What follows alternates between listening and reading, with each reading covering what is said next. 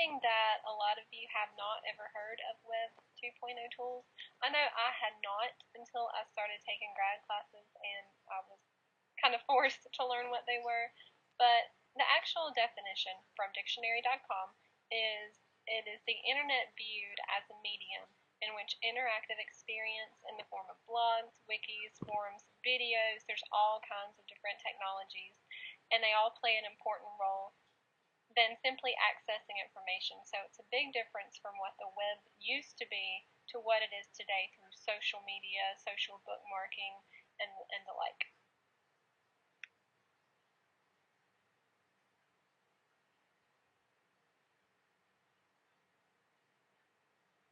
Another question I'm sure that you have is, well, why use Web 2.0 tools anyway? A lot of us don't feel comfortable with technology, and I'm not saying that this is the most easy thing in the world to learn, but it is worth trying. And I think that you will be surprised at how successful it can be. I know that every time that I've tried it, it's been frustrating at times, but in the long run, I've been pretty impressed, and the kids really do like it. But the overall answer to this question is many of our new standards of Common Core and the Essential Standards, it requires us to integrate technologies in our lessons to enhance learning for the 21st century. I think there's a big disconnect between us and students.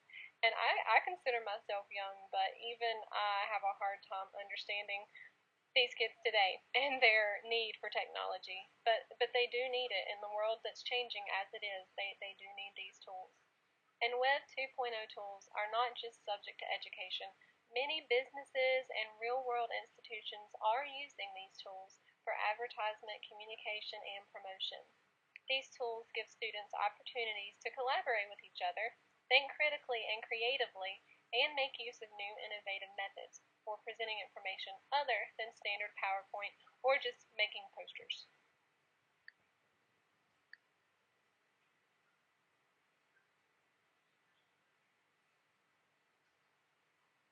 In addition to integrating 21st century skills, you can look at Standard 4 of the NC Teacher Evaluation, and if you use any of these tools, it meets this standard where it says teachers integrate and utilize technology in their instruction. Teachers know when and how to use technology to maximize student learning.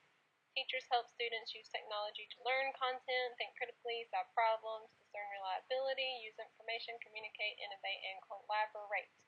And all of those educational terms that we need to do. Um, it's a good way to do it. And honestly, I don't think we need to do this every day, every week, or even every month. I think that when we require students to do major projects like research projects or any opportunity that they have where they need to stand up and present information to the class, I think we need to allow them the opportunities to use one of these tools, maybe give them 5 or 6 to choose from, and they can figure it out. You don't need to be hovered over them and tell them exactly what to do, especially when there are so many options out there. But they figure it out a lot faster than we do, and if they know that it's out there, then hopefully they will utilize it. But it is a good thing to do once or twice or more throughout the semester.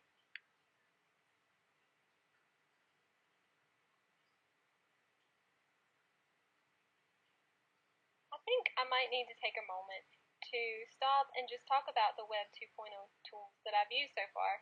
I started out with Blaberize, and honestly, that's so easy. So easy. You just create a free account, and you find an image, maybe on Google Image, you save it, and you upload it into blaberize.com. You draw a mouth, which takes about 5 to 10 seconds, and you record what you would like to say, and then you just hit publish and the link is there for you. It's a really easy and good way to make pictures talk. The second tool that I used was Voki. I know Jay Thompson was going to talk about Voki, so I don't want to steal his thunder and talk about it for too long, but you create a free account again. You get to create an avatar, and the kids love it because it's a lot like a video game, like the Wii. You pick boy or girl, you can pick little monsters, you can even pick political persons and celebrities. It's pretty cool what you can do with it. You get to choose their hair color, their eye color, and the kids have a lot of fun with it. And then you just type the text that you want them to say. You also have the opportunity to choose accents and even languages other than English, and boy, girl, uh, boy voice or girl voice, and English accent, Australian accent. The possibilities are endless. And then you hit publish, and you are done with Voki. What I'm using now is VoiceThread. And all you need to do for VoiceThread is make a PowerPoint and then save each slide as a JPEG file.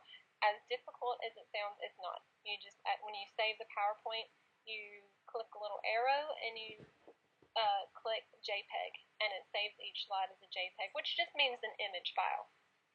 And then you go to voicethread.com, you register for a free account, and you upload your slides and images and video. You record yourself while you look at each slide, as I'm doing, and then you hit publish, and you are finished. I used this last year when I knew that I was going to be absent, and I really needed to cover notes for my 10th graders, so I did my notes by recording this and setting up the links. So the substitute, all they had to do was press play, and my kids laughed hysterically at me, but at least they got their notes. And it's a nice thing to do if you're going to be out. And then I've also showed PB Works, and really it's like Wikipedia, except it's really easy to create. Again, you're going to create a free account. You can create logins for your students, which is nice. You just type in their names, and it will assign login names and passwords. And then it's really cool because it creates this printer-friendly handout for you to print, so you can just cut and just give the students their logins and their passwords, and you don't have to spend all that time writing it out or typing it up. But the students log in, and they edit it just like they would a Word document. So essentially, it's like publishing a Word document. And again, the possibilities with that are endless. If you want them to publish an essay or make a little web page, they can put pictures in there. It's a really cool tool.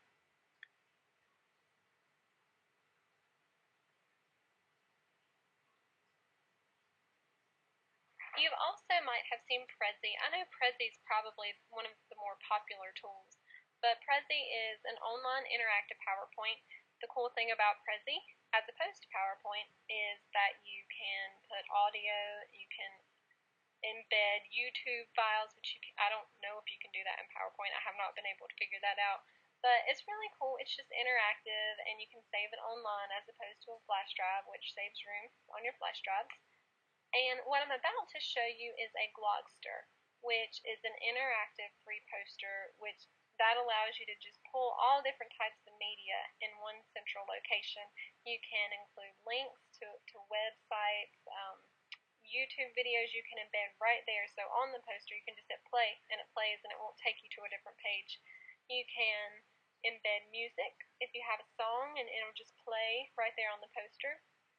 You can also put pictures, articles, and many other things.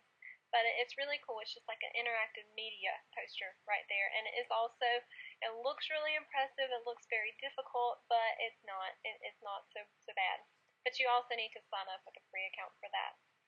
And on the Glogster that I'm about to show you, I've actually pulled student samples of these Web 2.0 tools as opposed to you just watching me use them. But three of my favorites are Animoto. That's one where you can create these stunning visuals, almost like a movie trailer. And the free account's only going to allow you to show 30 seconds of what you create, which is not very long at all. But some of my students, and I did not tell them to do this, but they went ahead and bought a student account, which is $5. I think it's for a whole year, but it's pretty impressive what they were able to do with that. It's only $5, but you can't make your students do that. I guess you could do that if you wanted to. It's just $5. But Stupaflix is the second one. It's a lot like Animoto, but it's free. It does last longer than 30 seconds. It's not quite as nifty with the visuals, but you can upload music and text and images, and even their own recordings they can video with their smartphones and upload it to Stupaflix. And the third one that I have an example of is called Extra Normal, and you just type. and it creates this movie, which sounds difficult, and it is quite impressive. But the students can select pre-made characters, they can add little text bubbles, and it turns it into a movie. It's pretty cool. And then I have one last feature to show you. You're probably going to think I'm weird, but I just want to make sure that you understand all the features that VoiceThread has to offer.